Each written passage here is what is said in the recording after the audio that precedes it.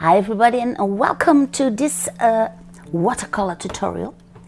And last year I visited Schiermonnikoog. It's a little island, and I made this picture. First I will make a drawing with a simple graphite pencil on my watercolor paper. But I wanted to tell you a little bit about this place and what I'm seeing.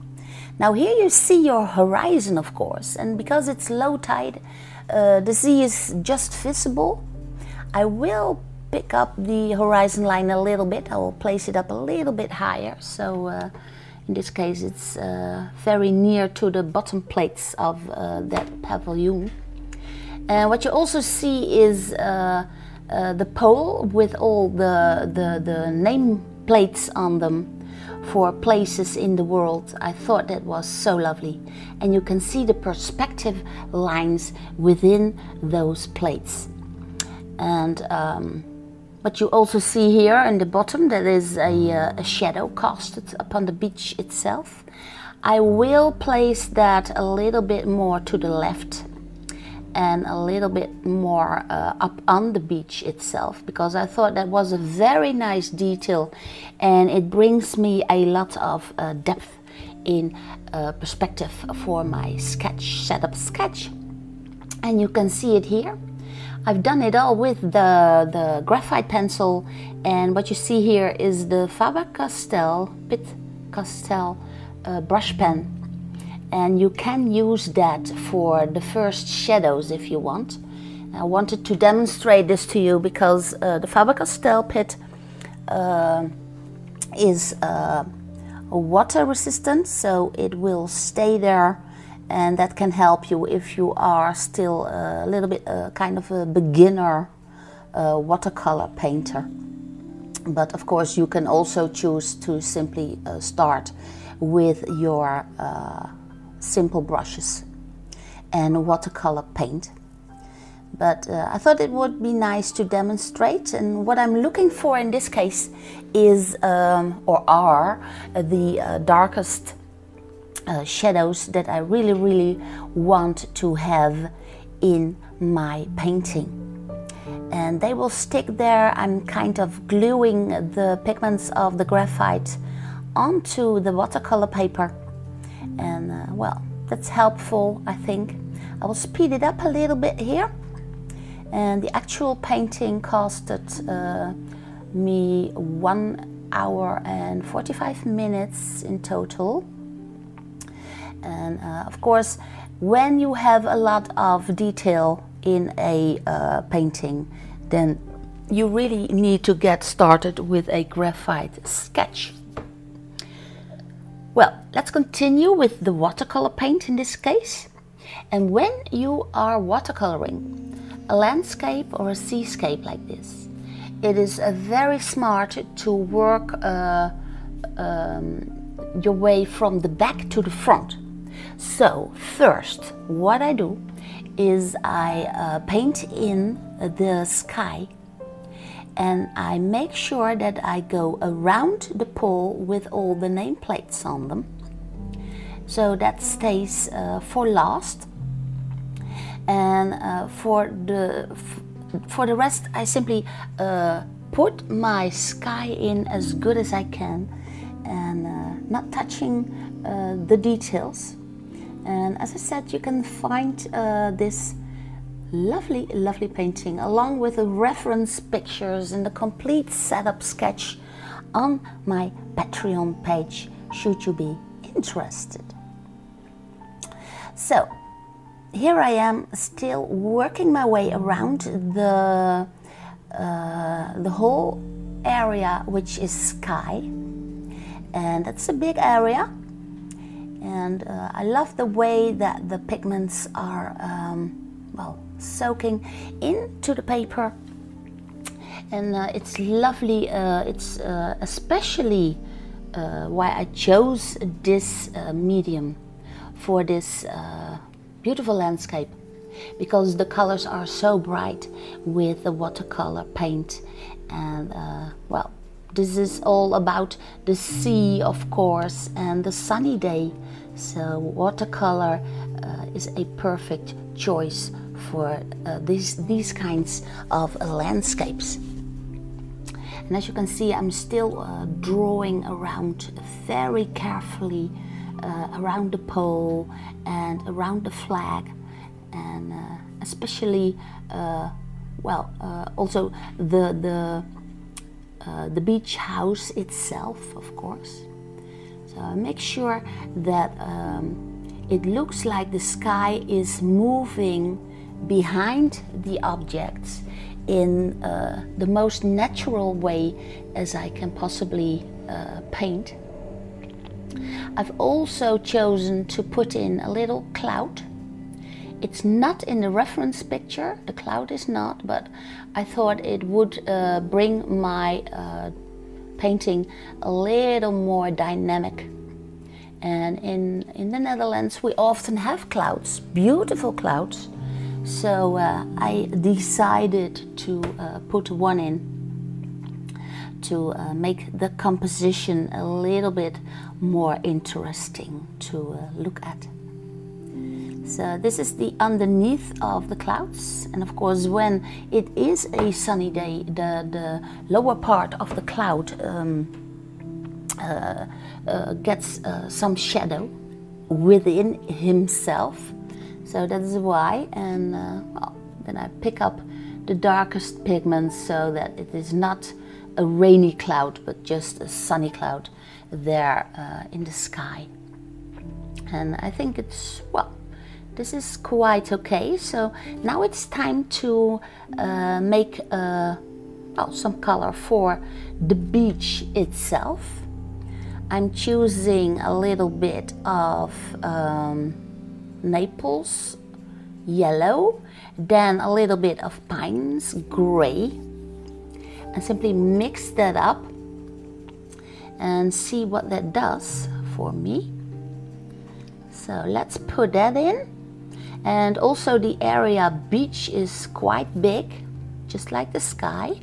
The sky is biggest than the beach itself. And I'm still working from far way back towards the front.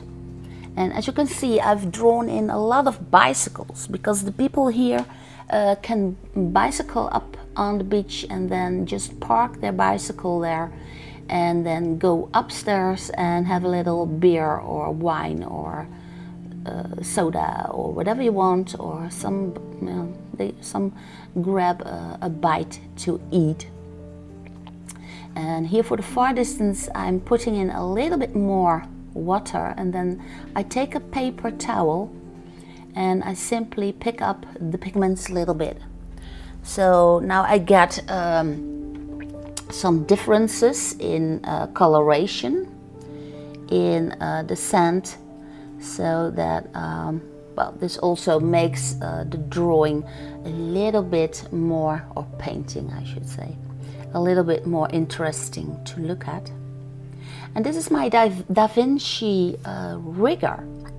It is a brush pencil brush with very long hairs, and I can use that very detailed brush for the sea, the actual sea itself. You can just see it there in the far distance, and of course the sea in this case appears very blue because the sun is shining upon it, and the sky itself is reflected into the sea, but it's just a small line of sea what we have there. And these are the poles that this beach house is standing upon. And it's lovely because once the tide is high, you cannot reach this this beach house anymore because it's all covered in water. So it's only at low tide that you can go there and well, have a beer or something. And well, once it's a high tide, then you can only reach it with boats.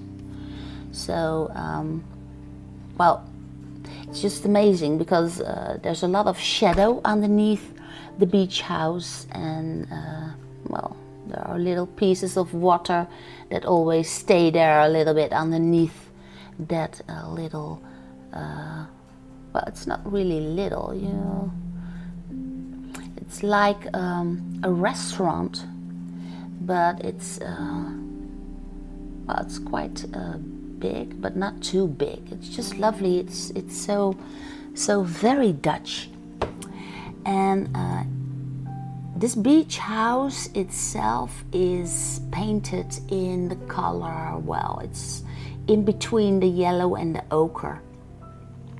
And it's lovely because it's the color of the beach, and it's also a complementary color, so it stands out beautifully when the skies are blue. You get the great contrast of the complementary colors, blue and orange, orangey like, and well, it makes it all very bright. And what is also very nice to do is I've imagined a little sail ship just coming to shore, and you can use a little bit of red. And then I take a paper towel again, so I ease it down. And I can also use the color red in, of course, the flag of Holland. And for Holland, that means red, white and blue. And also this brings you a lot of joy, and well, it's always a little bit festive, like a festivity going on. And for the pole itself, the rest of my painting is now dry enough to continue with the actual pole that is all the way in the front. And I'm using a little bit of Van Dyke brown, Pinus gray, and a little bit of a burnt sienna.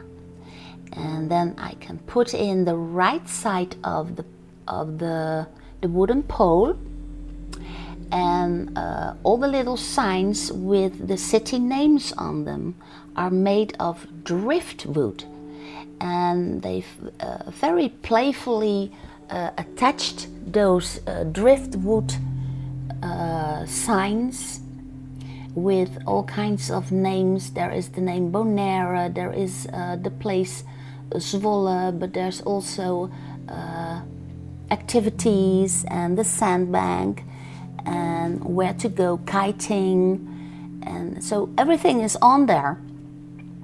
Also funny things like Bonaire is about 1100 kilometers or something, so they have those funny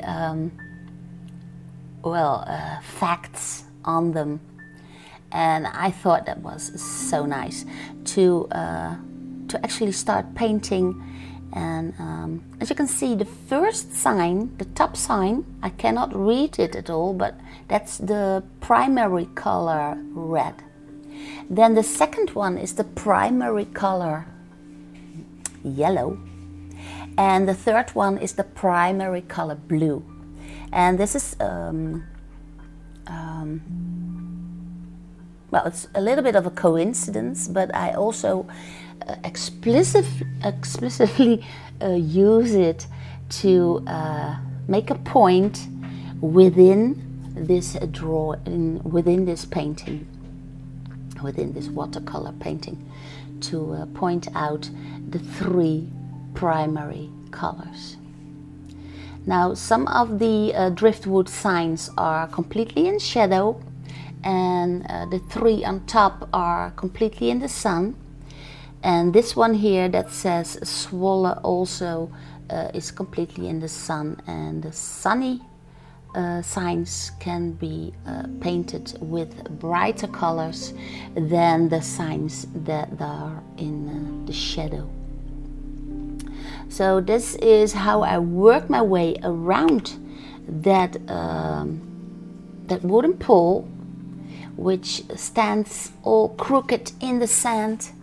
And I also put in a little bit of extra blue pigments on the top of my actual painting, because the top of the sky, if a sunny day, is always somewhat darker than the area around the horizon. Now that the pole itself is dried up, I can put in the dark shadows that are there. And because it's a very sunny day, the shadows can be painted in quite dark. And by painting those in, the signs stand out even more, and they pop out very 3D against the sky in the background and against the beach house. So this is when the part starts where you can put in all little details that you want.